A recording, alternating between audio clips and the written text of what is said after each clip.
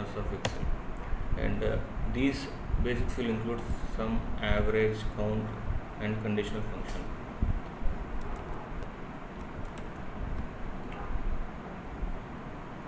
As in this file, we can find some salary details of your employees from January month to June.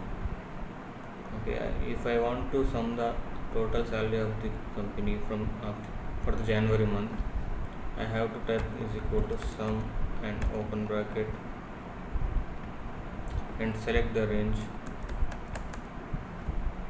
and close the bracket, enter. By this you can get the sum of the total salaries for the month of January. Not only this, you can use the auto sum option also, which is there in the Excel. Please select the total range and click on auto sum, and you will get the auto sum values for each column. Now we use the how to use average. Let's find out. Is equal to type average, open bracket, and select the range for which you want to know average, close the bracket, just enter. You will get the average value. And if you want to count the total employees over there in the company, you have to type is equal to count, open bracket, and select the range for which you want to know the count, and close the bracket, type enter. This total seven employees were working in the company. These are some basic functions useful for the new business. And if you go for the conditional functions such as count if, sum if,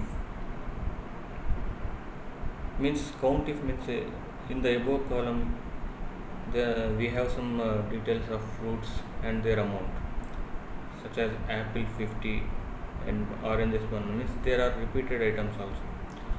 I want to know how many times apple is repeated. For that I have to type is equal to count if, and select the range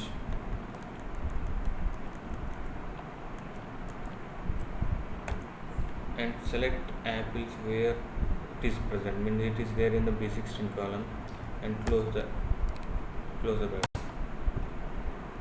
By entering you came to know how many apples were there in the above column.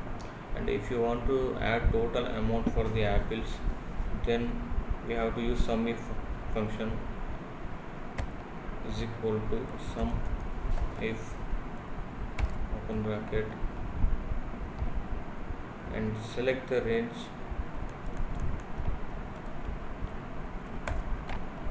and select the value which is there in B7 column, B7 cell, and select the amount range in which you are searching for, and close the bracket. The total sum for the apple is 150.